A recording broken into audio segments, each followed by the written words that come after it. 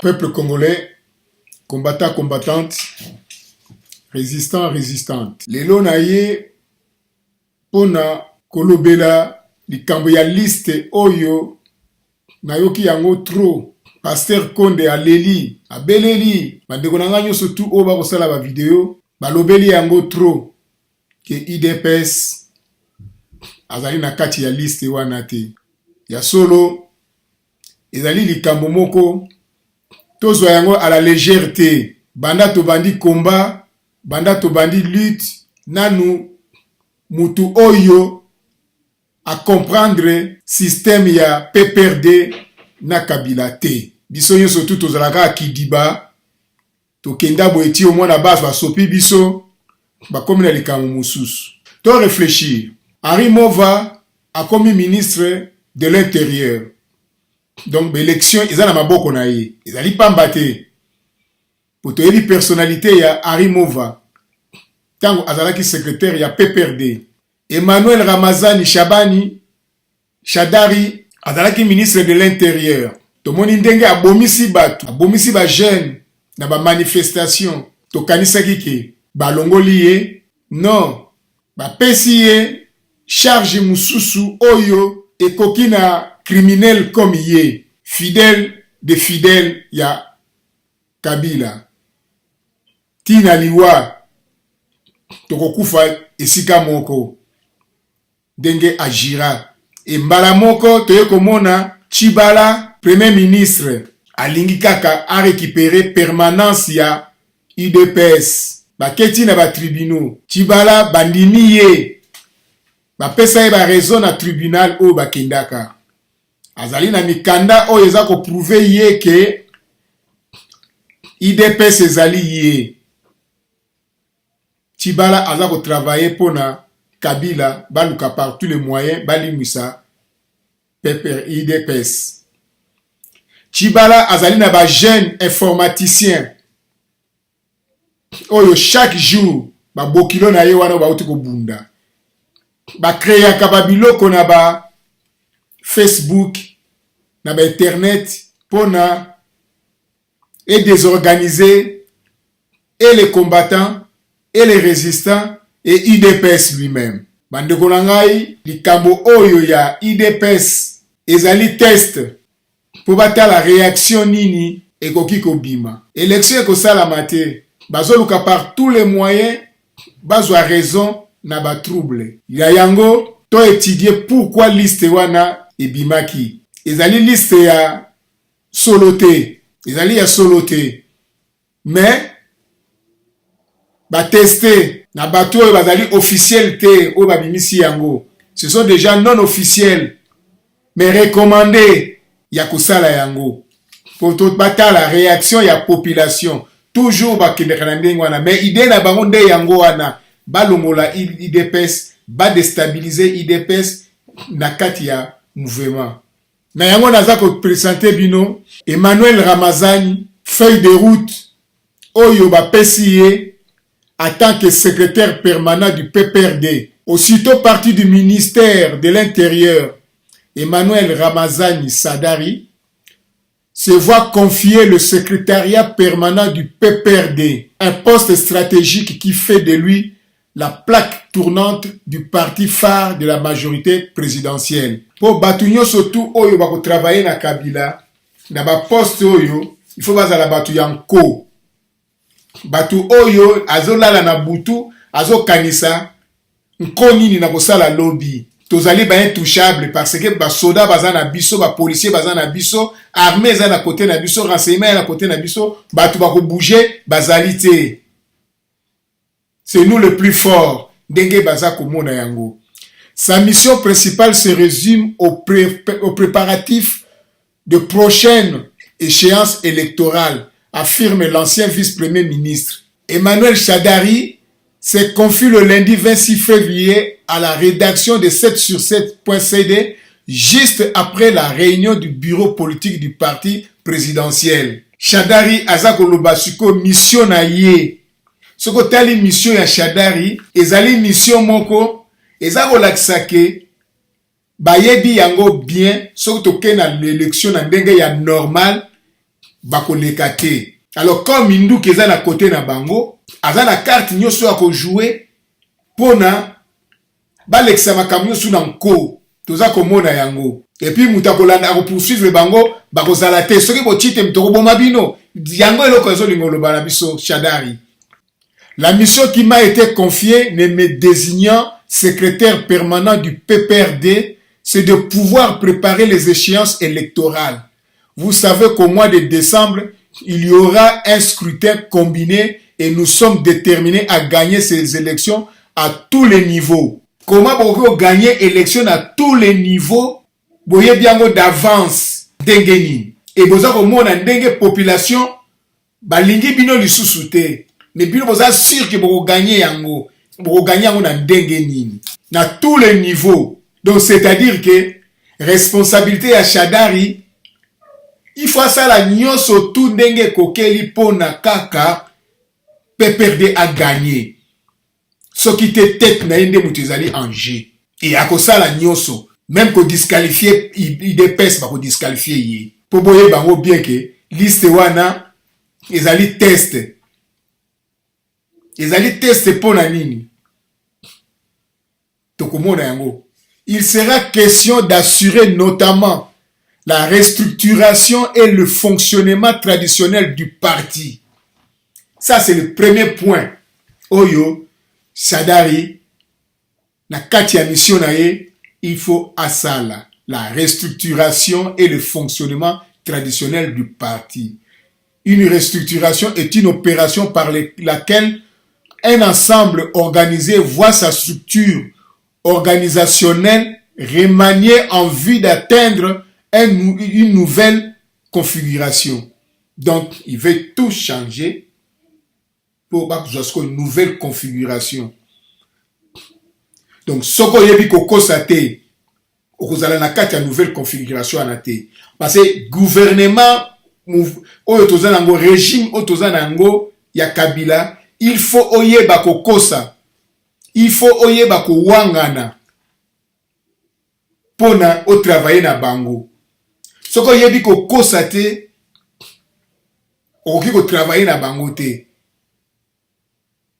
Donc, mensonge. Et il y a les outils à travail na bango. En psychologie, pour désigner la reconstruction de la personnalité ou de l'individu. La reconstruction. Le fonctionnement traditionnel du parti. Puisque premier point est la restriction et le fonctionnement traditionnel du parti. Choisir et présenter des candidats aux élections. Ça c'est rôle ya Yesikoyo Shadari. Donc pas n'importe quoi. Donc, rôle nae yango wana. Choisir et présenter des candidats aux élections. Les appuyer lors de campagnes électorales et leur fournir tout le matériel nécessaire pour soutenir leur candidature, y compris la machine à voter. Dès bako tricher yango, dès bako manipuler yango, tout est en kati ya restructuration. Et c'est pourquoi à lobby que ils veulent gagner dans élection à tous les niveaux. Bandeko nangai, tout le monde a makambo yo et ali GT. Tout le monde a GT. Deuxième point, gagner dans l'opinion. Quelle est cette opinion là que bamba ko gagner? Opinion nini? Pour les hommes on a bien que opinion il y a tout ba boyi bango. Baza na minorité ya opinion congolaise. Mais bako sala nyonso tout ba bima ke bango ba gagner l'opinion. Bakoki o gagner opinion ata mukete impossible. Recruter des membres. Na place à recrutement il y a des membres, il fallait débaucher des membres. Parce que bako recruter ba membre à n'importe quel membre était pour le bien qu'il faut pas gagner à tous les niveaux. Pour ne pas gagner à tous les niveaux, il faut pas débaucher si ko ba membre ya ba parti mususu ba assurer bango ba poste pour ba saboter sikoyo. Ba parti na bango ba comme ce qu'on a parti à PPRD et après élection 2 jours 3 jours après ba soutio ba timutu na bango pourvu que bango bazali wana voilà ba jeune na bango ba nibasala ya travailler avec la population sur le terrain, la corruption. Pour travailler la population sur le terrain, boye bien que population ils en nzala, ils en manque pour na cause esprit à la population, il faut corruption, mbongo se fait tambola. Et peuple congolais, bololé, tant que mon mbongo, aroué la mbongo, oumela. Pour kanisi azui mbongo wana kaka suki wana, non, l'élection, a prouvé bango peke, mbongo na mino pesa kingai, tala yango na saïli bino musala na mino bolukaki. Ndekolangai. Faire les itinérances. Et 6e point, recruter les candidats, les témoins et ensuite les former. Les candidats, les témoins. Bah candidat, bah on va opposer candidature na bango pour bimba so ba député, mais problème est là témoin. Les loyo donc tous la machine à voter. Bah koko e bazana kati ba village. Même kako bazana kati ya Kinshasa. Amona asimina no téléphone électronique te. Ayebine ordinateur te. Tant ko ya na kati ya salle pour voter, il faut guider azala. Pour yaza aveugle, azomona te. Il faut guider azala. Guide wana babengi ye nini témoin. Bosoki mama wana poli IDPS betelangai oyo tomoni yango talambongo camarade ngebaka mundele ngebaka nzibu nange tango beta boibaf kimpwaka au perdre mbongo ba témoin na ba osala ba exercice wana ya rapidité ya wana peuple congolais biso ba misusu tozola la te pona quotidien tricage eza ndenge nini kozala ndenge nini soki ba parti politique ou batu ya parti politique ba yoka bazo yoka bakoka ko expliquer yango na batu na bango pona biso élection ezalité pas d'élection comme ça 2019 déplace toko décider parce que balo eza na camp ya diaspora seul batu bako libérer mboka wana ya ba diaspora na olo bango l'air nyos tout. Seul bat bako délibéré mbokana diaspora. Il est temps diaspora to ba bima ba mibali o ya mibali ya diaspora bima. Ba fonctionnaire, ba homme d'affaires. C'est le moment. Toko yeba na kati ya France, il y a combien de Congolais et bazali wapi na Marseille et pas wapi. Na Allemagne, les États-Unis. Toko ça la recensement. Na recensement wana cotisation sikoyo obligatoire. Il faut d'ici décembre tous à la million ou bien 1 milliard de dollars, de dollars ou d'euros na kati ya compte. Pas de compte yo bazo tiaka ya ba mike oyo. Non, nazo senga na batu oyo babimisa mitu na kati ya diaspora. Voilà ce qu'on doit faire. Mais bino batu, bobimisa mitu avant bomi présenter sikoyo. Bolanda ndenge naza koloba na bino. Après, ekozala makambu ya maloba lisusu te. De quoi agir. Après le 19, après le 23 décembre 2018, élection ko salama te. Comment élection salama na Ituri bazo bomabatu? Comment élection salama déjà fichier ya nanga ezali lisusu exact te. Ezali lisusu exact te fichier wana. Combien de déplacés na Ituri ba kimi combien ba kote na ba Uganda ba nini tout ça combien? Na kasa itile lo bazo ko bimba bazo kima.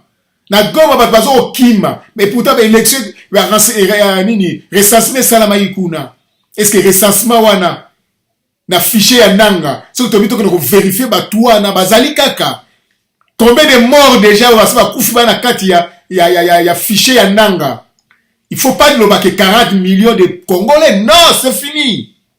Il y a plus de 40 millions de Congolais affichés là. Il y a eu des morts et des déplacés, des réfugiés dans d'autres pays. Fichier on est exact, tout est faux maintenant. Et la 7e point à Chadari, préparer la campagne et faire le suivi des résultats. Donc, Bango va préparer campagne, opposition a préparer campagne. Et suivre les résultats. Quels résultats? Bandegolangai, Oyo, Naza Olaksa Bino, Boye Bayango bien. Bino nde bat bezo ko banga koloba tuki nini. Mais Boyo Kango bien, biloko Oyo. Chadari Ayewana, pour la guerre. À en croire le tout nouveau secrétaire permanent du PPRD, son parti va recruter les candidats à tous les niveaux. Encore recruter les candidats à tous les niveaux. Pourquoi? Parce que PPRD, c'est un mouvement politique. Asa déjà n'a pas l'élément Oyo, il faut mata. Qu'on recruter donc ça veut dire qu'à l'extérieur, en dehors il y a PPRD. Si en dehors il y a PPRD, c'est pour débaucher les candidats. Corrompre ba candidat mususu ndenge ba corrompa ba Olenga Nkoyi ndenge ba corrompa ba Roger Lumbala mais yambalo nde Roger Lumbala ko kanga mbanga na ye parce que soki baponi yete, soki azui rien, ezali soni mingi na Roger Lumbala. Avec désormais toutes ses prérogatives lui reconnues, le nouveau secrétaire permanent du PPRD, quoique troisième personnalité du parti après le président et le vice-président, sera sans nul doute l'homme orchestre de la stratégie du camp présidentiel en vue de remporter les élections. Ezali yé mon côté, yéna Arimova, pour yako sala, Arimova mutakotia couverture, akoputia protection na ye, ako lancer siko ba petit oya ba bérin vert na terrain, a lancer bana moura, a lancer ba policier, ba général lo ya police, parce que ça c'est un commandement ya Henri Mova. Voilà PPRD Ndengazo Kenango. Alors biso ba diaspora, donc biso il faut protéger sikoyo population ya Kinshasa. Mais tu protéger bango ndenge nini. Voilà le problème des alliés. Il y a des que marche pacifique, non, Nzamba ko salate, Nzamba zate. Nzamba zate tala nani na Syrie kuna. Bazo bomati. Na Ituri, bazo boma. Nzamba yeko bimisa ko boma bato bazo boma na rien. Biso kaka bato nde bato tokoluka to protéger bato wana. Mais to protéger bango ndenge nini. Ezali sur likambo ya ko bomba mate. Po bango bazo bomba mate, bazo kanga bazo boma. Bongo yo siko yo lobake yo stratégie ba lobaka ngo boité. Non. Il faut que le baba yo kango. Soki ngai te bana na ngaba ko ya ko sala ngo bien mutu mususu ko ya ko sala yango. Mais bino ba bozala ba mbongo. Yo katumbi ozolo bakozana mbongo. Yo kalisi mbongo na yo wana nde mutu kolongo la Kabila na Kisasa. Omoni je koko ndenge basali yo so ko na Kisasa ba kosalo ndenge wana. Ozana biso awo. Bata mazala na simatika pesa ba biloko basala pona yango. Congo il faut protéger ba Congolais. D'abord Kinshasa c'est la capitale Kinshasa. Il faut récupérer Kinshasa d'abord. Mais tu récupérer Kinshasa ndenge nini. Ba militaire to na bango ba saba komo kolia ba yaourt, ba vin et sili pona bango. Même koloba ya pamba bazo koka koloba te. Ba généraux yo. Mi balé ba mimaki les États-Unis ka mbala moko et sili ba bungi. S'agissant des relations du PPRD avec les autres partis de la majorité, Shadari assure qu'il y a des formules qui seront mises en place, lesquelles seront révélées au moment opportun. Quelle formule? Quelle formule? Bandeko la ngai naza ko parler sous na bato ya Kinshasa te. Et pas inanga na mutu nanga na yebi sous ba parti politique te. Oba Félix, oba nani, oba Faïlou, oba Kamere, nazaka na mutu nanga bazali te. Na mutu nanga zali ke diaspora. Mutu aza na charge. Bozo tinde mbongo na Kisasa tamba bomi batu. Faut ba mona ke diaspora zo kunda bibembe. Mais to ko empêcher ke batu ba kufa te na Kinshasa. Et pe ba ko kufa te. Boza ko sanga na leur réunion surtout. Ba réunion leur réunion surtout. Mais la réunion moko donc ezo ko aboutir na rien. C'est là où Kabila yebibino. Pour faire dans la mobile, la personne belitia yochi. La personne mundu ki beta ou beti. Bozo mona bien ndenge bazo ko bomba bato. Pe mutu nyo surtout congolais nyo surtout diaspora nyo surtout yebi yango ke na calme na sérieux Kabila ko kembete. Po ye moko azali wana zo banga ko koma na Kinshasa. Azo mona ndenge baninga bazo souffrir. Bo moni yango te jokoko azo sanza makila. Mais bazo ko benda e kaka. Jokoko bazo sambise na mbetu ya hôpital. Wana nyo stu ezanini. Ezali te ke basambisi jekoko. Mais ba laksi bato bazana nous vivant. Que bon moni ya so o meki ndenge to sala bino. Bozo comprendre nango te. Et siko na ko ya tele sa bino siko yo. Nga na zo créer ba biloko te na inventa ka ba biloko te ya koloba. Kaka ba makamu na bango na jui yango po batu mingi ba moni yango te. Soki ba yelekaki na ba journaux batu ba moni yango mingi bazate. Yango na ko zwa yango na ko pesa yango na ko laksa yango na baninga. To discuter to pesa na ba commentaire. Tant on a ebisa bino ke élection ko sala maté. Tant na lobi ke oye ba oya ka ya ide personnel test. Pour battre la réaction. Mais yoka deuxième test. Oya grave avant biloko ya Tshisekedi dans bima. Report des élections évoqué par le PPRD. On va aller aux élections avec un petit rapport de 1 à 2 mois. Est-ce que vous comprenez qui est Emmanuel Shadari, tango azwaki apprena qui fonctionne aye na meeting ne tanga lobaki est-ce que boyoka ki yango alobaki yango bien que on va aller aux élections avec un petit report de 1 à 2 mois.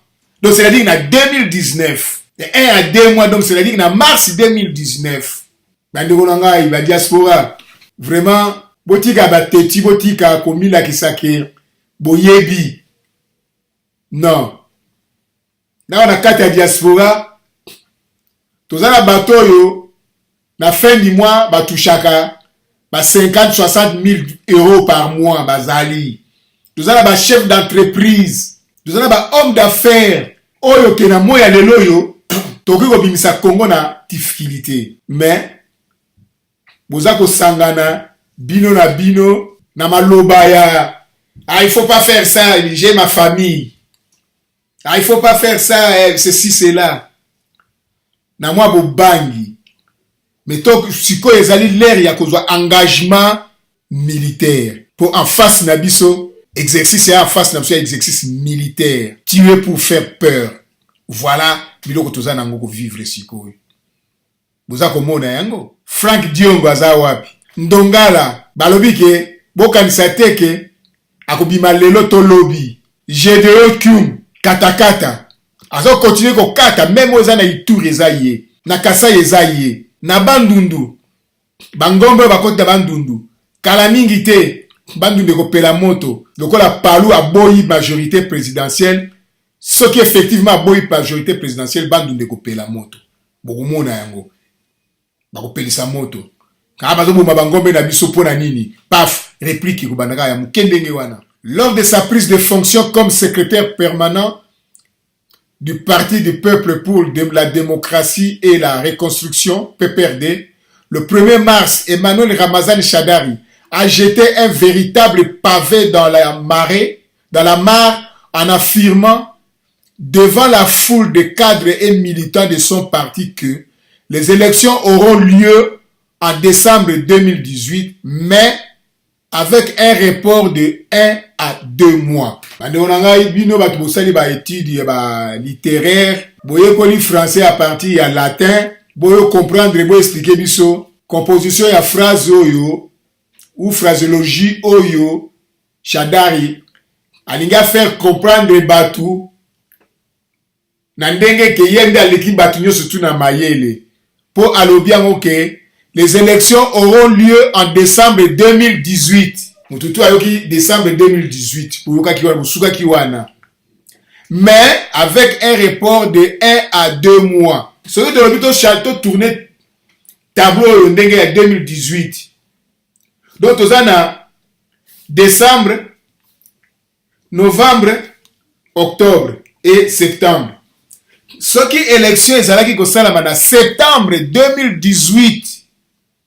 Avec un retard, un report de 1 à 2 mois, on a tombé dans décembre 2018.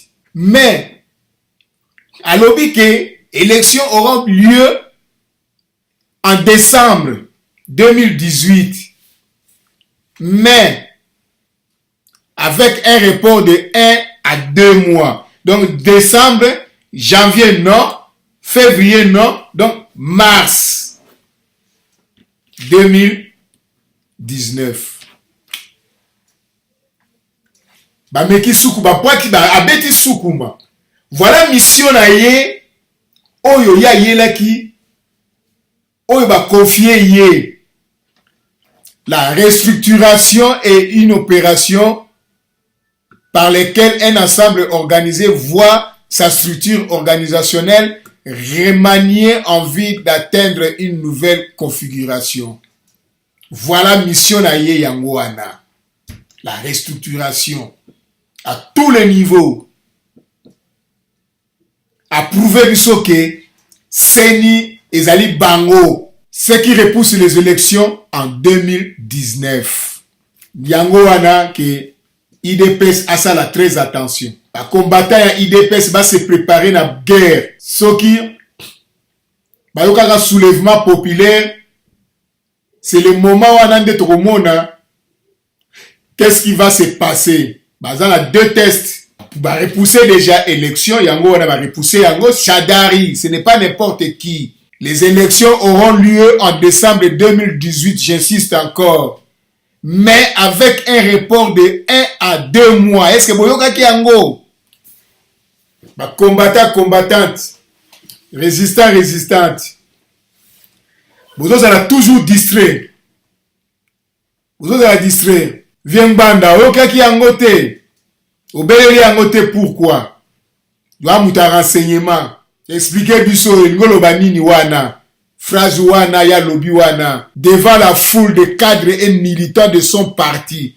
Que les élections auront lieu en décembre 2018, mais avec un report de 1 à 2 mois. Ce qui repousse les élections en 2019. Et à répéter en faisant, je vous dis qu'en décembre 2018, on va aller aux élections avec un petit report de 1 à 2 mois. Mais les élections auront bel et bien lieu. Vous comprenez? Ça, c'est lui qui parle. Ah, bah, qu'il n'a pas eu mon côté dit. Élection au Salama, mais au Salama, en retard il y a 1 à 2 mois. Mais élection au Salama, gaga. Donc, ça dit, bah, ça va comprendre que tu n'as rien. Bah, mais qui force n'a pas sur la monique, tu n'as rien. Bah, force n'a pas aller sur place. Élection au Salama, mon koloba, on va go linga. Yango Tina, Shadari, ba juillet. Ba tiye wana. Yebata ba longola ke ministre de l'Intérieur. Andima ki yango te ke akoma membre ya secrétaire permanent. 2 jours après, à Lobaki trop. À désespérer qui. Ongai na silisi bitumba na Kasai na chef coutumier ongai na ranger ba bloquer pas boy na boy tout ça a décourager qui azalaki désespéré. Mais ce que tu as dit non aux ali troisième personnalité maintenant il y a PPRD. Tala mission na yo yango yo. Siko ko sala nini? Ata moi sine na ndako so babina babomaye akobomaye. Ata mwana na yesu ka lobi balobi ke boma mwana na yo akobomaye po atikala kaka wana place wana. Yango ya lobi yango je vous dis qu'en décembre donc à l'aise. Je vous dis qu'en décembre 2018 on va aller aux élections avec un petit report de 1 à 2 mois. Un mois ils a déjà 30 jours. 2 mois il y a 60 jours. Mais c'est un petit report. Et une année elle a 360 jours. Donc tout cas il y a 300 jours. Et ceux qui Ituri, Bagoma, Babukavu, Bakivu, Bakasai, ils ont toujours la guerre. Ougandais bazoya ko bomba. Rwanda zoya ko bomba. Pour dernièrement c'est yaki massacre ya la militaire rwandais bakita ki siko pe na kata terrain bakati batumitu. Gédéo Kyung azo kenina oya na kata Ituri la moya lelo yali Gédéo Kyung. Cette déclaration est passée presque inaperçue dans l'opinion. Presque inaperçue. 7 sur 7.cd. C'est fait le devoir de la publier pour savoir sur quel élément se fonde l'ancien vice-président, vice-premier ministre pour tenir de tels propos. Ah, mais ngana ko répondre bino ango, c'est Kabila. Attesté na ndenge nyo surtout na côté ya opinion population, azomona kaka que jusqu'aujourd'hui population est toujours contre ye. Et na position toza na ngoyo, tricherie nyo so bakosala et koyebana. Donc vaut mieux pas faire na bango sans élection, transition et continuer jusqu'à la fin. Et tant que vous signé ba document na ba tout oyo ba yebi yango bien que azali hors mandat. Mais les occidentaux bazo kende ko signer ne ba corps ba contrat. To moni yango les 7 grandes sociétés minières ya Congo. Ba kelobi ko bonde la ye. Kode ko bima bongo simanango sikoyo ba masole bano yaka na ndenge ya buke malembe. Non, Kabila za siko na mutu na ye na makamu mususu na mutu na ye. Bo retenir yango makamu na koloba na bino. les 7 grandes sociétés minières wana tango code wana ekobima batu oyo bakoremplace bango bazali ekozala su bango te bango tu bakosuta bango et boyeba yango bien que Congo ezali divisé sikoyo en 2 côté ya Shaba yango nde côté tokende kobunda bitumba po to récupérer yango côté bakabila ba bloqué bokeba bana mai diaspora soki to perdre Congo ezali pona diaspora ba inconscient ba leki ba conscient po yola la diaspora omoni ba film ya ndenge na ndenge et olobi ke na combattant na ali résistant ozokoka ko monter scénario te oza ko banga toza na ba directeur ba homme d'affaires ba diamantifère ba yali awa na kati ya diaspora bato baza pena ba building ba immeuble bazali na moment moko toutes les partis politiques au eza na kati ya Europe tout le bato baza na kati ya diaspora il faut balamuka eloko liboso tokosala recensement moto ya États-Unis asalaki élection aresisaki élection oyo administrateur ezali cardinal Mosengo. Il faut maintenant à recommencer ce qu'on a recensement que uniquement diaspora. La recensement on a la fonction nakati. Nom, prénom, date de naissance, fonction, tout ça, tout nakati. Toyeba qui et qui. Cette déclaration est passée presque inaperçue dans l'opinion. 7 sur 7.cd c'est fait le devoir de la publier pour savoir sur quels éléments se fonde l'ancien vice-premier ministre pour tenir de tels propos. Il y a les tests.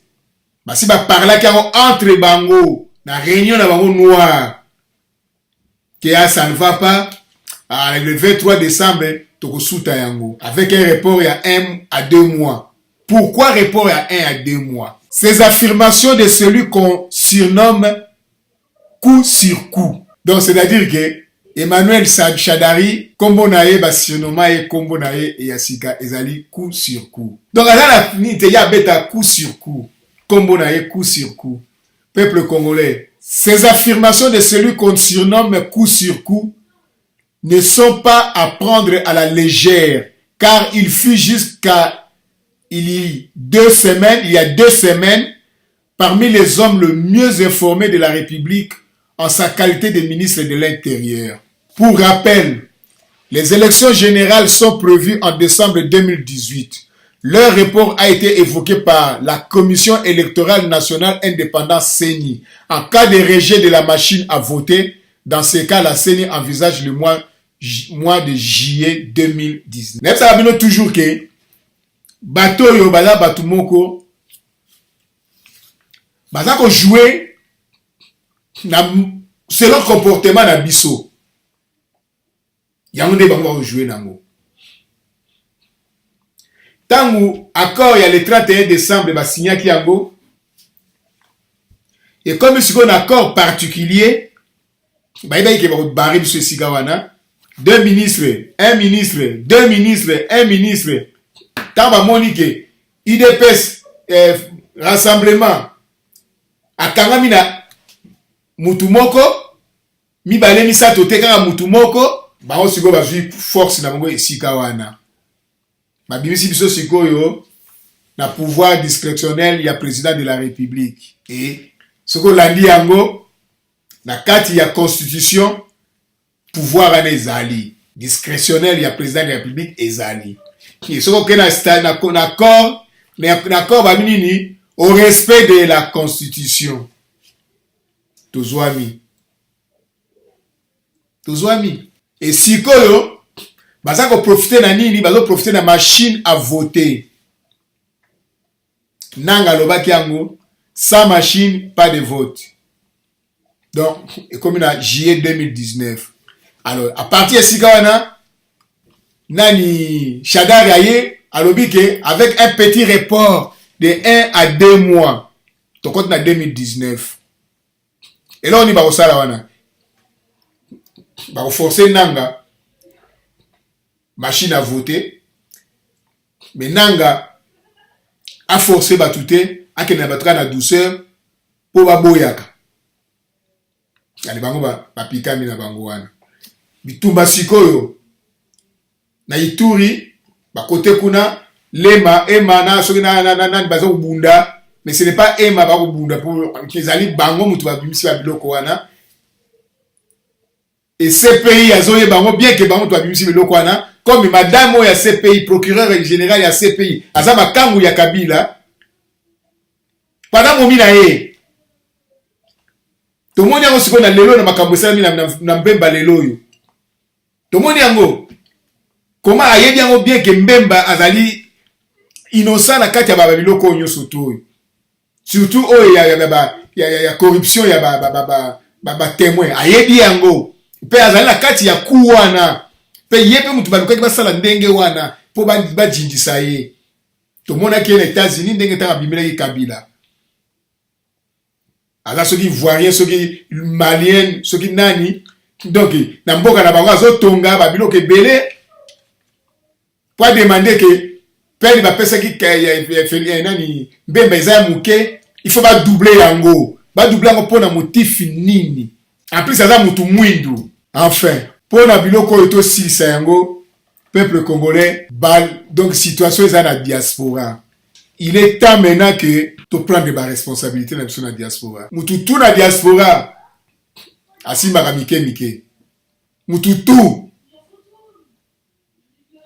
tu na diaspora aya na niveau ya 10 euros mutu tu aya na niveau ya 10 euros na cotisation ya 10 euros na diaspora et boya ba 100 ba 1000 ba yali to mona on a l'église boko no tia mbongo na l'église et dans moment on a tous les pasteurs chaque dimanche ba on a un effort de guerre na bango ba no tiaka comme vous avez la réglementaire vous allez adhérer na kati ya mouvement et vous passez calmement il y a ba bloc ya ko menacer te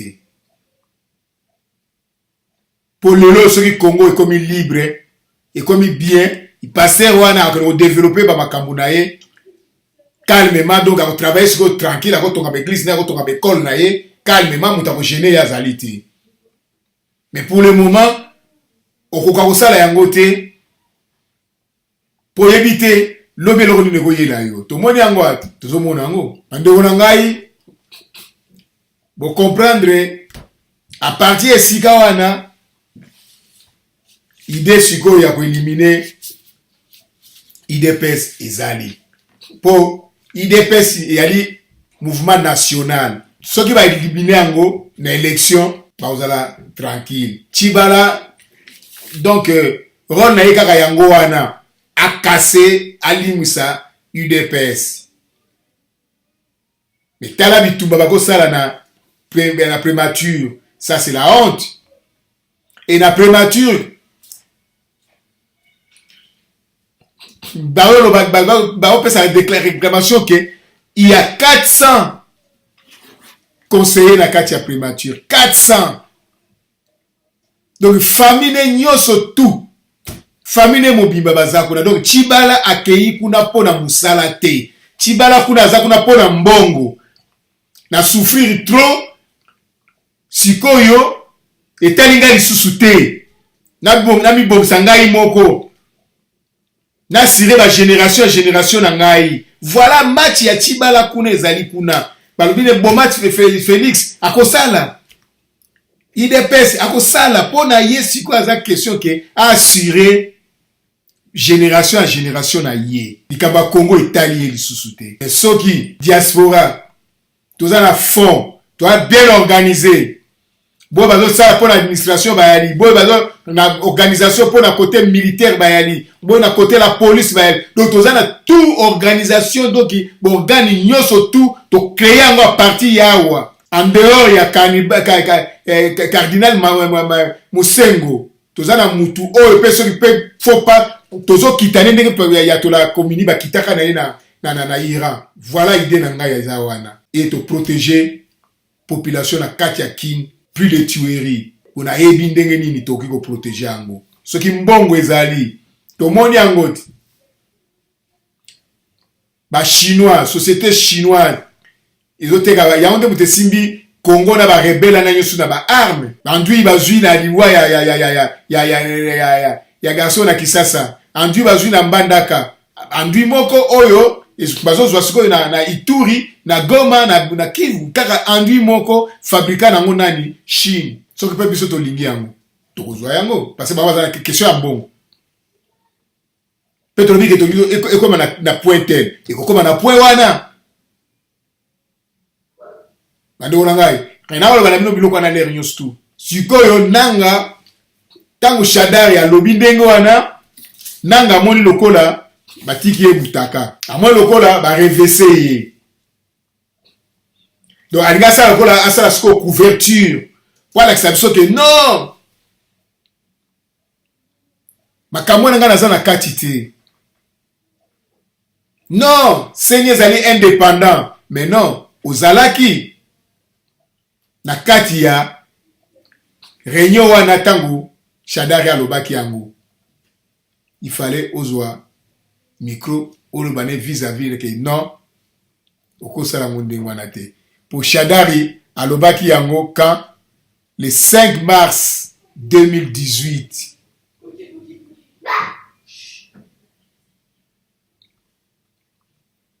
et tout comme le 6 mars 2018 report des élections nanga pas d'accord avec Shadari.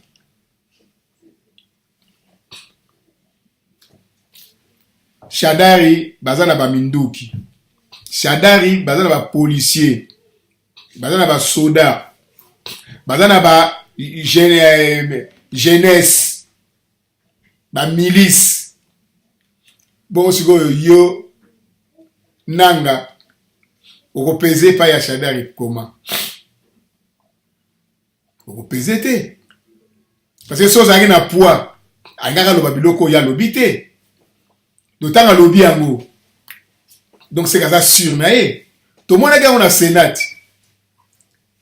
Na Sénat pas ba kengo adondo. Pour la loi électorale, tout le monde a yango, so bolanda ki yango te butola, tout le monde a yango ngala mona ki yango. Azolo bana ba kengo adondo ayonde mutolingi siko ke o freiner makambo. Azolo mo freiner ngo wana talinga ite, freiner ngo meyo moko muto za responsabilité nango. Tongo tanaki. Ba kengo adondo basala ki nini? Il passe à qui hein? Il passe à qui? Bon, c'est nanga. Tant que Shadari a levé que 1 à 2 mois. Il y a mon cas levé que ce qui loi électorale, ce qui machine à vote. Bah ligne en côté donc bateau côté sur élection en juillet 2019. De Gonangai. Bon, au moins ici que place ni problème mes amis. Topé mamouké. Bon, tu vas reprendre en ici. Oui, peuple congolais, combattant, combattante, résistant, résistante. Aujourd'hui, on a Shadari à lobby. Il y aura un petit report de 1 à 2 mois. Et non, on va dire que ceux qui va boire une machine à voter, il faut compter l'élection vers juillet 2019. Et dans l'entretemps, à Ituri, ils ont payé la moto. Ils ont Kima. Donc, si vous allez obliger ce qu'on a nanga à revoir recensement na ye ezali sous exacté. Là il faut retenir en donc élection ezalité parce qu'il y a plus de fiabilité dans là. Et rapport des élections nanga pas d'accord avec Shadari. Lors d'une rencontre des partis du peuple pour la reconstruction et la démocratie PPRD, le nouveau secrétaire permanent de cette formation politique, Emmanuel Shadari, a évoqué pour la première fois la probabilité d'un report d'1 ou 2 mois des élections prévues le 23 décembre 2018. Intervenant sur les antennes de Top Congo, Corneille Nanga, le président de la CENI, a rejeté ces propos et confirmé la tenue des élections à la date prévue par le calendrier électoral publié par son institution. Les élections se tiendront bien le 23 décembre 2018. A-t-il précisé au Stop Congo. D'accord. Mais la lingi, machine à voter. Jusqu'à présent, on a convaincre les batoutés pour la machine à voter. Et pour convaincre les moutoutés pour les ordinateur, ils ont l'accès les appareils, ils ont sur place échantillon. Mais bon, monsieur c'est Tikali. Bon, monsieur c'est Tikali. serveur nango ezali wapi po jeza na serveur eza na ordinateur wana yo yaki nango wana te mais tango balingi yango te. Monsieur Nanga, vous êtes sûr le 23 décembre 2018 ou juillet 2019 parce que ngala mutu na yebi ke ikosala mate machine ya balingi yango te.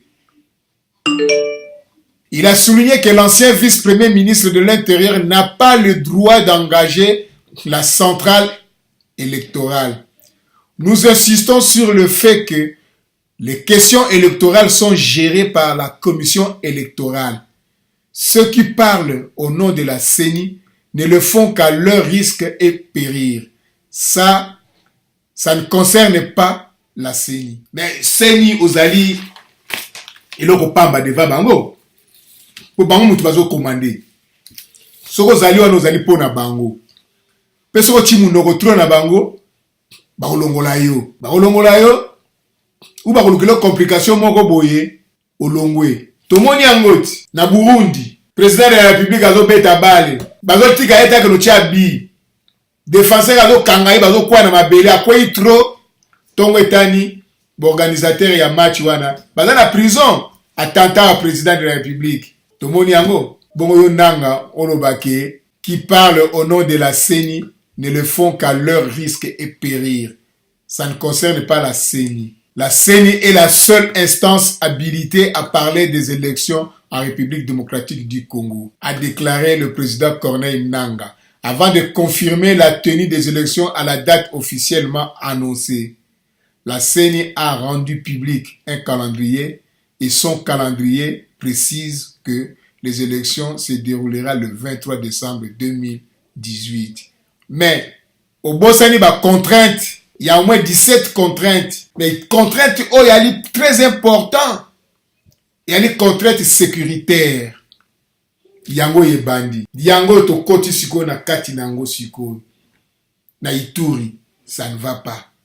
Na Goma, ça ne va pas. Na Kasai, ça ne va pas.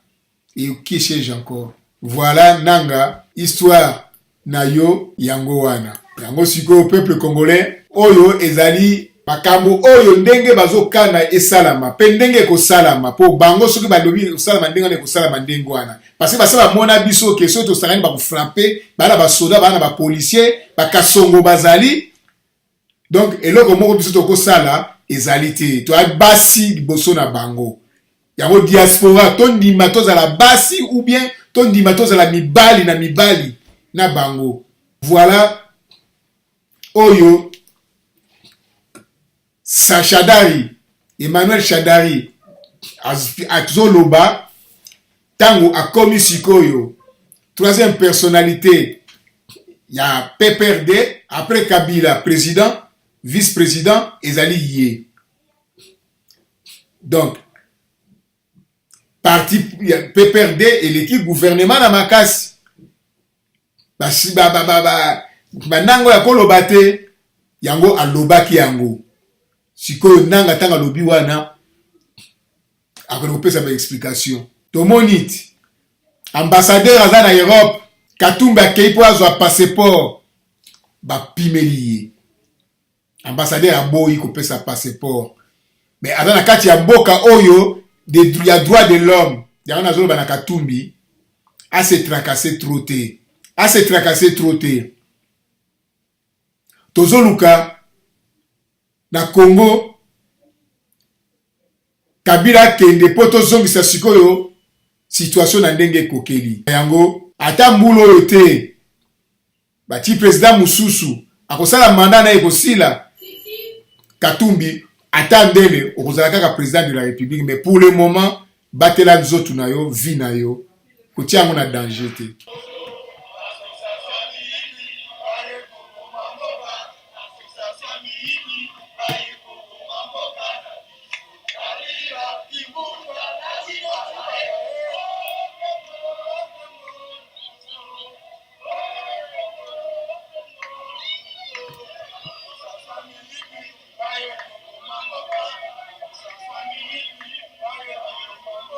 Voilà, peuple congolais, sikoyo, tuzali no courant ya ide nini Kabila na batune bazali ko ko préparer pour na Congo.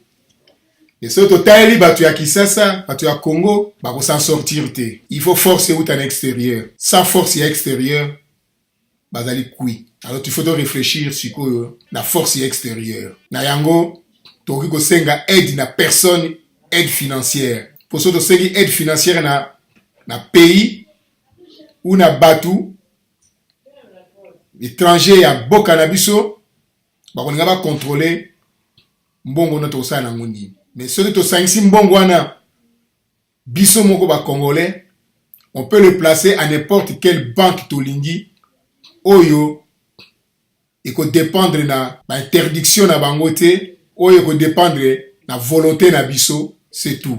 Et voilà maintenant problème ya liste et quoi ici koyo na mato ya combattant ba dirigeant ya IDPS. Alors bakolobani liste des partis autorisés à fonctionner, l'IDPS limité n'y figure pas. Pris connaissance du contenu de la liste de partis autorisés à fonctionner en RDC émis par le ministre de l'Intérieur et que l'UDPS limité n'y figurait pas, Augustin Kabouya, porte-parole de ce parti, s'est confié dans la soirée du 5 février à Case Info. Écoutez Augustin Kabouya. Ce que les gens de la majorité sont en train de faire, c'est de l'amateurisme et de l'immoralité.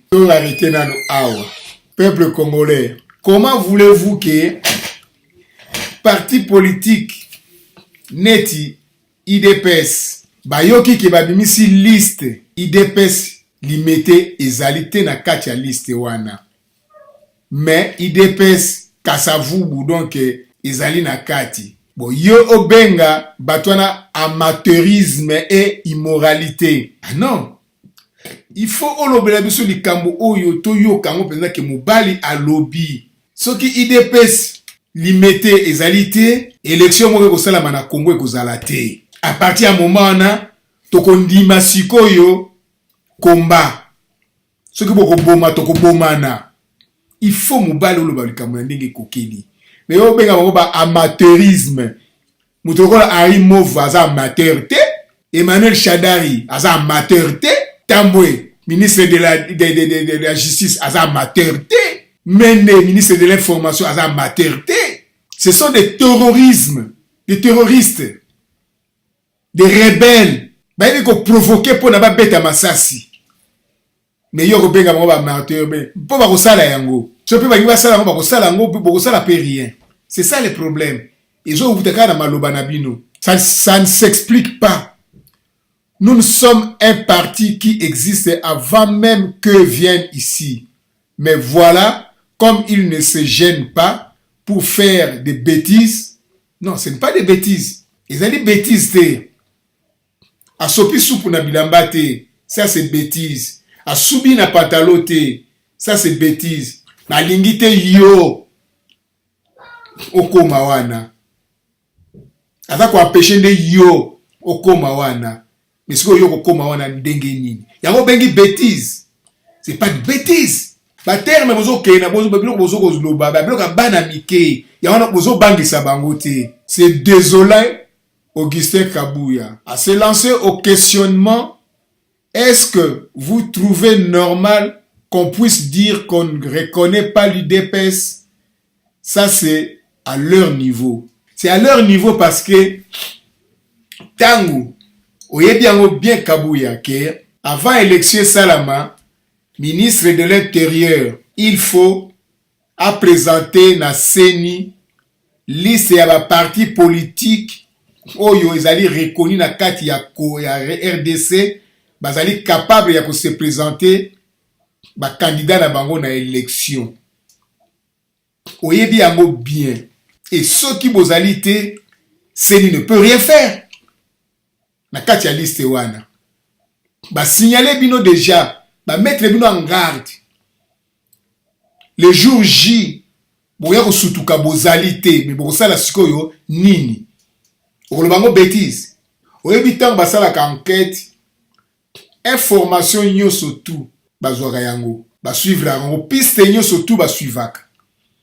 Ti na suka aboutir à rien, abandonner yango, mais abandonner raté, mettre yango en suspens, la veille.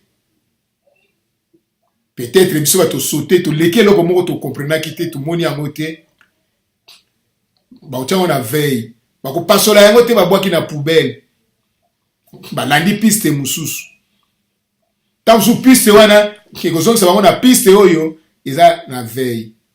Donc ndenge moko yango likambo naza kolobaki Congo eza ko dépendre sikoyo na diaspora to vivre en Europe trop to comprendre makambo trop to habitude na biso échangea comportement na biso échangea mentalité na biso échangea donc biso nde bato tokoki ko mettre pays wana na sécurité. Mais qu'est-ce qu'il faut faire? Nous allons fonctionner. Eux-mêmes vont constater leurs bêtises. Si nous ne sommes pas un parti politique reconnu, pourquoi on nous avait lancé l'invitation par la CENI? CENI et ouane etali CENI. Liste va présenter dans le CENI liste ouane te. Mais fuite nde salami. Vous comprenez nango kabuya. Vous raisonner ndenge nini? Ezali fuite, ezana sénité, séni etali yete. Wana eza fuite d'information. Est-ce que boyebi nani abimisi fuite wana? Nani atiango na internet? Boyebi po soit ezali Tibala na ba bokilo na ye, po ndenge ba bundi wana ce sont des sauvages. Tibala zui bango po na ba créer la ke ba biloko wa ndenge wana, soit Henri Mova apesi ordre na ba petit na ye ba béret rouge ba lancer biloko wa ndenge wana. Est-ce que bolandi source wana bo yeba soki nani oyo abimisaki yango na nini na internet na Facebook? Bolandi boyebi yango rien. Bosuki kaka wana ki pourquoi Seigneur a convoqué biso. Soki to yaki parti te. Ça c'est des arguments ya banamike. L'argument ya banamike. Félix, il faut répondre penza na ndenge ya mobala ko répondre pona problème oyo. Ezali muke, ezali faux. Mais faux eko comme réalité. C'est ça et que c'est sika wana. Donc continuer parce que si on a ce na kati ya opposition ba réplique ya liste wana. Liste des partis autorisés à fonctionner. Cette liste vient consacrer le faux pour Jacques Joly. Donc Jacques Joly, alors bien ok, liste oyo, ils allaient faux. Oui. Même ngana et bien ok, liste oyo, ils allaient fauter pour la liste et bimi et monani, totangi yango. Totangi liste wana. Donc il a fauté. Mais la liste moko, Denge baza ko imaginer basala. Et ali projet. Voilà. To ke na ona mukuse. Et ali faute, mais c'est un projet. C'est une suggestion. Il y a un groupe ba suggérer ango. Ba mettre on a marché. Bo bazaki na idée wana te. Ba ki ko acquérir ce ko idée wana. Ba exécutant, bo ba puissant. Baki ko exécuter ango. Yango ne Chadani directement alobi que 1 à 2 mois report. Siko yodi DPS bo continuer trop. Bo keneki na seni. Bo tikeli wango 45 questions. Donc vous êtes gênant. Très bien go. Il faut avoir attention. Réagissant au dédoublement des partis politiques dans la classe politique congolaise, le sénateur de l'opposition Jacques Joly a, dans une interview accordée à Casse Info, tenu à rappeler que cette décision va à l'encontre de l'accord du 31 décembre 2016. Va à l'encontre. Est-ce que accord le 31 décembre, ezalaka itikala na maloba. Accord et bomisi batu combien? La jeune boni ba kufli ko l'accord. Donc moyen ko zonga sous ciment ezalité. Yoka ce que Jacques Joly parle. La question de dédoublement de partis politiques est un point majeur qui était posé dans l'accord de Saint-Sylvestre pour que nous puissions aller aux élections dans un climat apaisé. Mais on voit avec cette liste la volonté d'aller vers l'avant, vers la paix, n'y est pas. Et c'est ce qui justifie toutes ces marches, toutes ces réclamations de la population, a-t-il expliqué. Pour Njoli, cette liste accentue la discrédit des élections prochaines. Cette liste vient consacrer le faux, le manœuvre de ruse des uns et des uns sur les autres. Nous nous demandons comment on va aller aux élections dans cette situation. Mais exactement, ndenge bango balingi. Pour élection ko sala maté, Kabila yebi yango bien que l'élection va gagner té. Pe yebi yango siko ke comité international bato ba puyaki na tricherie wana bazali sous-té balingi li sous-té. Ayebi yango que rien que kaka bango na Congo et Congo ezali Burundi té. Donc vaut mieux bazala na transition sur transition, guerre sur guerre, maboma batu na Congo, là tozala ndenge wana.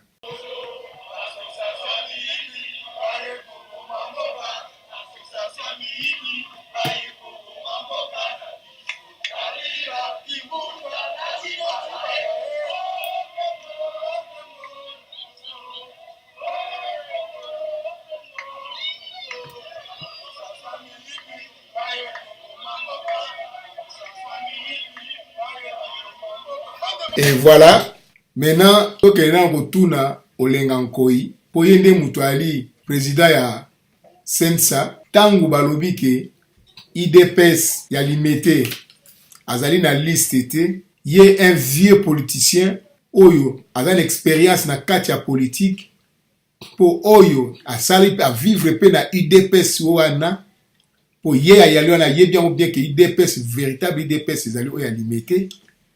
Alors, tout le kato yeba, olenga nkoi, alobi nini, na liste oyo ba publié na kati ya ba réseaux sociaux. Azali d'accord nango, to azali d'accord nango te. Peuple congolais, to kanisa ike, boka na biso, ezali République démocratique du Congo, mais tina batiaki yango démocratique ezali te. To kanisa ike, AFDEL, ayeko bengana Mobutu, pour to instaurer sikoyo état de droit, to vivre paradis, non. Batu ba travailler na Mobutu, ba zongi ba entouré Kabila, Kabila le père, un nationaliste, a eu pouvoir, ayebaki ke batu nini oyo ye azalaki ko traiter na bango, batu nini oyo ba faciliter qui est élimination ya Mobutu. Et je ne comprends pas Kabila le père a monaki yango bien que et pas ba utaki po ezalaki ye mutu alaki cerveau moteur ya makambo yote a monaki yango ke ngandu les responsables yaki ngandu l'instigateur yaki ngandu ya kuo ya koya kobenga na Mobutu à travers qui a commencé na Kisangani, après Kisangani, Ngandu a monana le soute. Il fallait avoir précaution, avoir précaution te. Lelo yo abila kufa. Oyo abima na kombo na ye, ke mwana na ye, azongisi kutu Kabila Mobutu azalaki muke. Mais le peuple gagne tout et on gagnera. Parti politique autorisé à fonctionner en RDC. Le Sensa ne reconnaît pas la liste publiée dans les réseaux sociaux. Une liste de partis politiques autorisés à fonctionner en République démocratique du Congo datée du 20 février 2018 circule sur les réseaux sociaux. À en croire les commentaires émis sur les toiles, l'IDPS limité serait oublié de la liste au profit de l'IDPS Tchibala. Interrogé à ce sujet par le journal L'Avenir, le rapporteur du Conseil national pour le suivi de l'accord du 31 décembre 2016 et du processus électoral Sensa, Valentin Vangi reconnaît avoir aussi parcouru les 10 documents, mais s'empresse à dire que c'est un faux et que la vraie liste sera publiée dans le jour à venir. Peuple congolais. Valentin Vangi alobi ke atangaki yango et que ezali faux. Vraie liste ekozala publiée na ba jour à venir. Okomona na ndenge na yebeli pe nani Kabila bakobia kobimisa eloko moko ekosala lokola ke ba parti politique bakende ko se réinscrire boye balingi bazala reconnu bakende ko se réinscrire bakoluka eloko moko bakosala na basansi wana ekosala malokola ke ba parti wana nyonso tout quand bato nyonso tout ba mandat esili et na ba parti politique peut ba mandat na ba esili. Allez, il faut pas renouveler. Bakobimisa eloko moko ekozala na basansi wana bokomona kaka. Po likamba liste oyo ebimi pamba te. Il y a quelque chose ezali caché na kati. Il faut pas qu'on te prenne à la légère et surtout IDPS. C'est le moment que machine fait rentrer en marche. Mais aux homona ba garçon yo surtout ya IDPS, mais les man yo so IDPS bazalaka na tongo ba na permanence na butu ba ke na banda ko kolala net ba to musala ba ke kolala. OK. Baza ba tu faut ba tambisa mitu na bango. La réflexion na bango, et ça la réflexion ça là tout le temps l'air ya pongi ezalité. Jusqu'à présent la likambo yo Félix alobi nini? Rien. Vangi s'appuie sur le chapitre 5 de l'accord du 31 décembre 2016 relatif à la décrispation politique avec un sous-point portant sur le dédoublement des partis politiques et de l'article 19 de la loi électorale selon lequel il faut mettre un terme au dédoublement des partis politiques pour permettre à tout le monde de prendre part aux élections dans la paix et le calme. Or, dédoublement parti politique, yango ndeza arme ya Kabila. Yangonde ezoko permettre bango ba casser ba opposant. Tala Chibala. Tala banda kwa komi nango. Ba mbongo azala nango sikoyo. Ba tikeli esala ndengo ningo sala lia sukali. Ya neti mpuku. Azolia insecticide. Aibi ki akokufa. Mais azolo baka loko yango sukali ya. Mais na aibi ki na kokufa na ngati kaka na lia libela. Donc ndenge moko Chibala azali. Même le vice-ministre de l'Intérieur Olongo Pongo Basile reconnaît que le document en circulation sur les réseaux sociaux au sujet de l'enregistrement des partis politiques n'est pas authentique. Mais nani abimisi yango? C'est ça le problème. Yo ministre de l'Intérieur babimisi faux moko boye zaneti yonde muto bimisi yango automatiquement il faut enquête déclencher enquête ba nani oyo abimisi faux wana soki ezali binote no kolimene enquête te po ezali bino bat bosali yango bokono bimaka ka bino na bino. Sinon même si la loi électorale a déjà été promulguée par le président de la République, il reste pour le gouvernement à travers le ministre de l'Intérieur et de Sécurité de publier et de mettre à la disposition de la CENI la liste actualisée des partis politiques agréés. La liste actualisée. Comment on peut actualiser les listes? La liste des partis politiques actualisés, agréés. Donc, vous remplissez sur le formulaire est coti et agréé en gros. Donc, c'est eux, ministre de l'Intérieur, vous avez agréé que oui, aux partis politiques. Non, ce n'est pas un parti politique. C'est le ministère de l'Intérieur. Il faut actualiser liste. C'est ça que il faut Congolais tout comprendre bien. Ba terme va pour utiliser, yango kaka débat ko boma biso nango parce que terme existe et puis en principe c'est comme ça. Ministère de l'Intérieur a publié liste à la disposition de la CENI. CENI a ça zilango. Liste actualiser des partis politiques agréés. Pour parti politique à l'agréé, il faut nini. Il faut ministère intérieur après ça accord naé. Et ce que ministère intérieur a boyi. Donc vous allez parti politique était. Et pour le ministère intérieur après ça agréé en gros. Moyennant quoi? Moyennant un document. Document wana ekouta wapi? Ekouta na parti politique. Et parti politique a ça la nini? À cause ça, avec qu'on demander inscription, c'est tout qui est bien. Par contre, les critères, ou remplir les critères, il y a toujours risque. À partir du moment où actualiser, le gouvernement devra aussi publier et mettre à la disposition de la CENI la liste des regroupements politiques agréés au plus tard le 26 mars 2018. Les regroupements, Yango, Oyo, la loi électorale et imposa seuil de représentativité.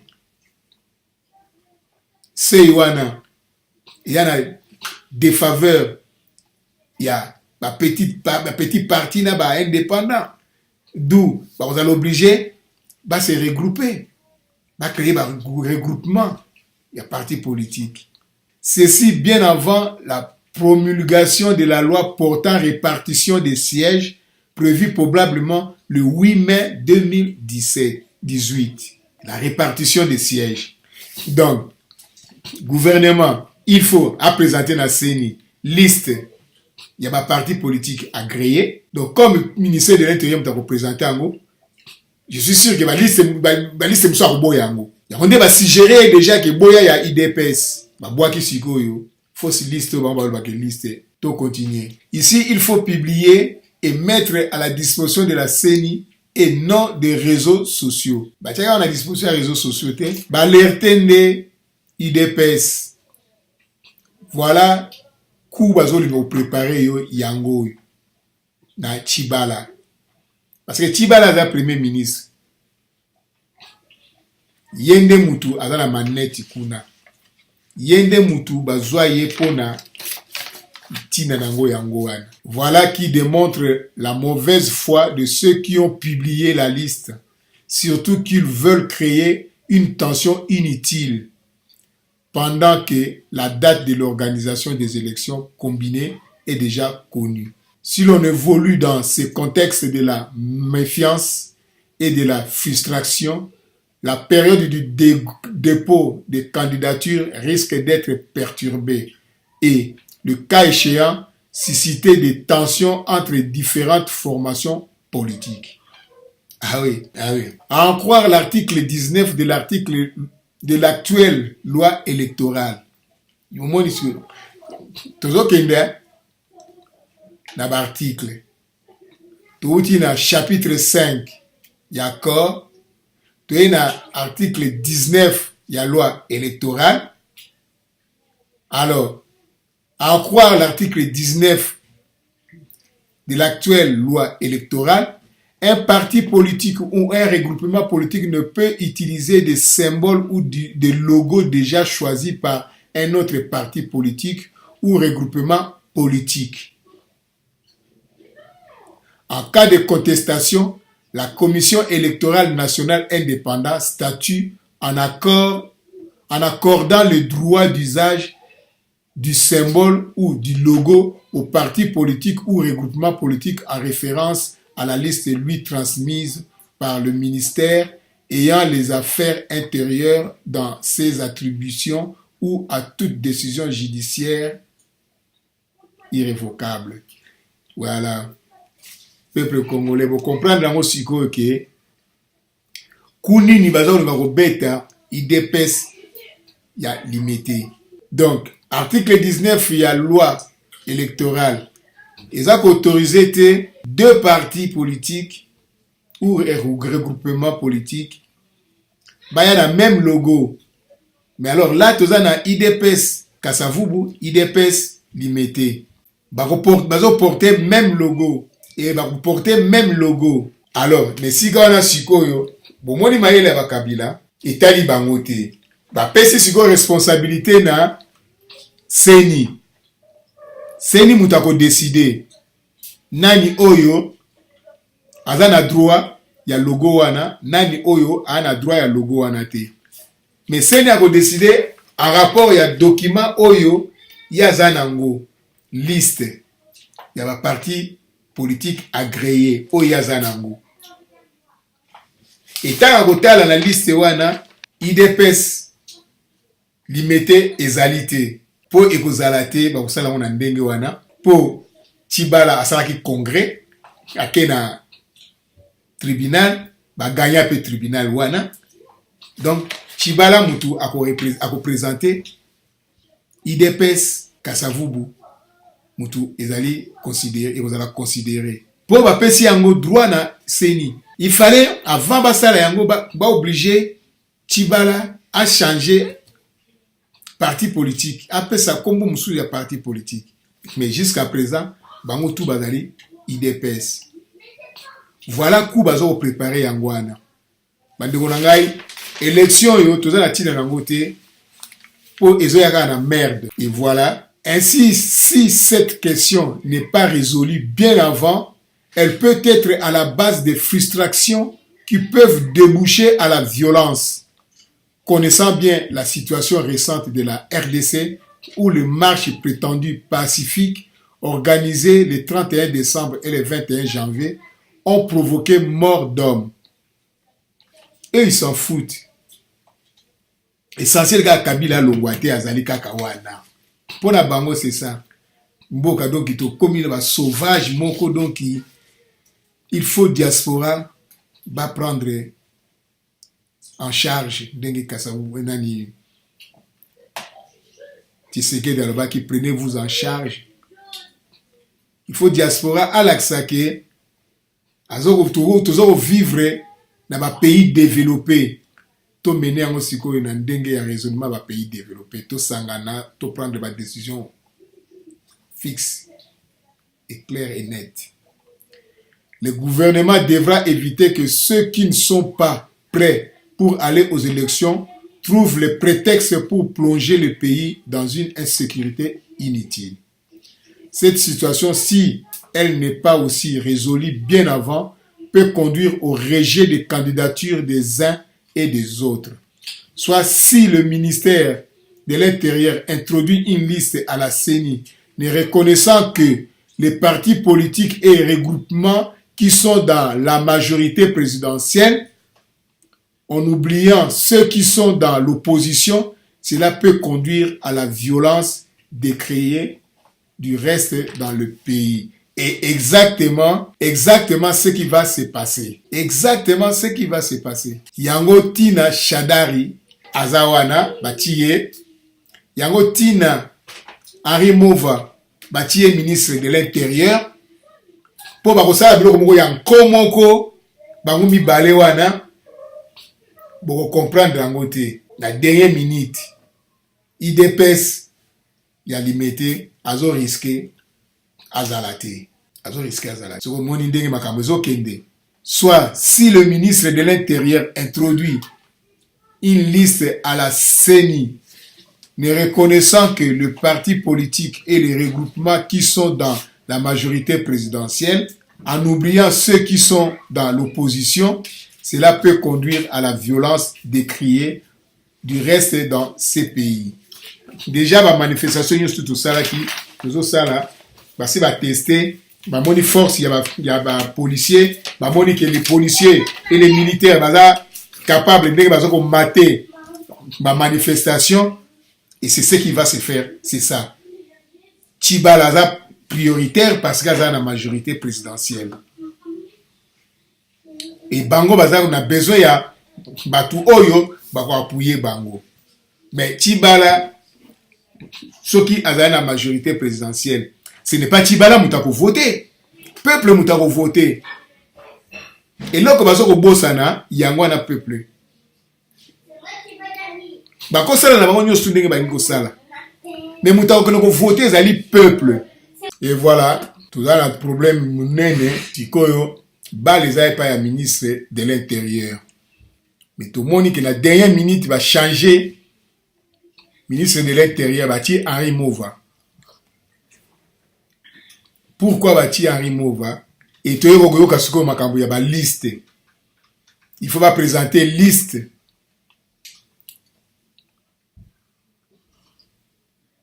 faut pas présenter liste na CENI, liste actualisée de la parti politique na CENI. Donc, ministre de l'Intérieur, il doit présenter en gros.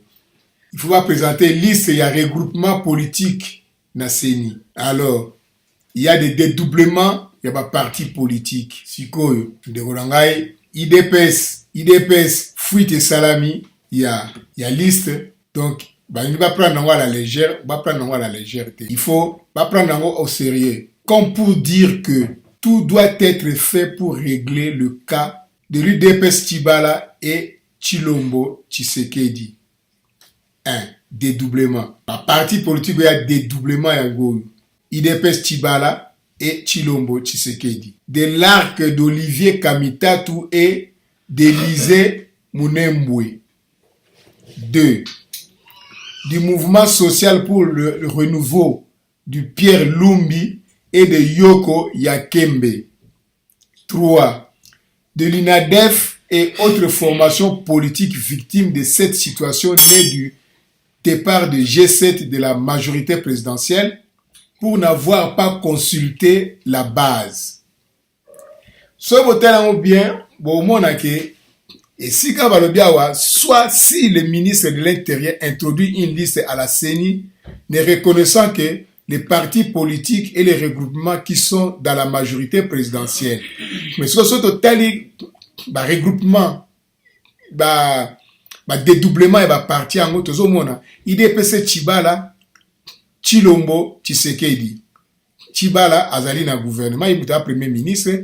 Tshilombo azali na opposition moko donc transition sans Kabila. Teotala Olivier Kamitatu na Élysée Mounembwe. Olivier Kamitatu azo soutenir Katumbi. Voilà, problème. Bon, si vous avez un mouvement social pour renouveau, il y a Pierre Lumbi et Yoko Yakembe. Pierre Lumbi azalina rassemblement. Donc, opposition. Donc, Tshilombo Tshisekedi, Olivier Kamitatu, Pierre Lumbi, baza déjà éliminé d'avance. Oh, Mututu Ayebiango. Donc, Pierre Lumbi va favoriser Yoko Yakembe. De l'UNADEF. Olivier Kamitatu va favoriser Élysée Mounembwe. Tshilombo Tshisekedi va favoriser Tshibala. Donc, il faut s'attendre à Yango. Peut-être que parmi les solutions proposées par le ministre de l'Intérieur, il y ait celle qui consiste à maintenir les doublons, tout en ajoutant les initiales de leurs dirigeants. Qui vivra verra. Donc le doublon, IDPS, Kasavubu. IDPS, Limité.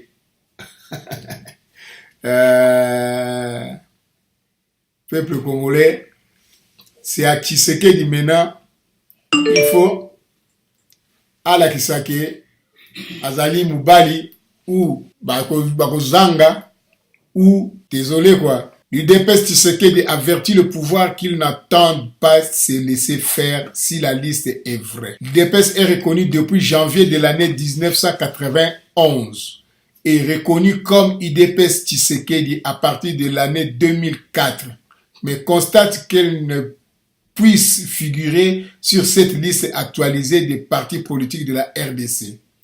Au cas où cette liste s'avérait vraie, l'UDPS Tshisekedi, composante du rassemblement signataire de l'accord de la Saint-Sylvestre, n'attend pas se laisser faire. Elle prend à témoin l'opinion tant nationale qu'internationale sur les conséquences qu'entraînerait pareille décision dont seul le pouvoir assumera les responsabilités. Connaissant les mœurs politiques congolaises caractérisées par l'impudence, où ces genres de ballons d'essai sont légion, l'UDPS Tshisekedi reste vigilant et met en garde le pouvoir en place contre toute tentative consistant à l'effacer de la scène politique afin de renforcer la dictature. Jean-Marc Kaboun. Kaboun appelle par ailleurs les combattants et combattantes de ces partis à rester mobilisés pour défendre et héritage légué par Étienne Tshisekedi. Voilà, peuple congolais, nalingaki to solo la problème ya liste, naokaki yango trop, nalingaki pe napesa point de vue na ngai, ezali GT, yali test, ba tester, mais ekoki kosalama ndenge wana, bango bazali na soni te, pe bazali na kobanga te, à partir ya moment ba assure que bazali na ba tueur na bango, pour la manifestation tu esalamaka, tueur moko ayaka akoboma. Yango wana sikoyo bandeko na ngai ya diaspora alobi Petro a expliqué ndenge nyonso tout, il est temps que diaspora à se prendre en charge. Donc nasuki wana ingeta tala ndenge nini tokokoma ti na suka, mais le peuple gagnera toujours, et toko gagner yango soki tozali union, soki diaspora à comprendre que ye muta extérieur muta akono sauver bato baza na kati, il faut forcer muta na extérieur na kati ekokoka mutu bakokoka te. Bozomona ndenge nini ba Ituri bandenge ba massacre ezosalama, bazokoka te. Po Kabila za ye moko te, Rwanda azokota, Uganda, Zambie banini tu bazokota, mais soki biso to se préparer à partir ya biso awa bamboka bakolingo foutre ba bordel, bakokutana na ba bordel, tokutana tosolola tosangana totia babiloko na ndenge koki, bambongo ya kotia ndambo yo mpona yo olakisaka ngai oti ba numéro ya compte ngai compte na ngai ngoyo bokelo pesa na bato boye bapesa merci mpona mutu boye. Non, tu as besoin ya mbongo ke to empêcher ke bato bakufa, tu as besoin ya mbongo te totindaka mpo bakokunda bato ingeta.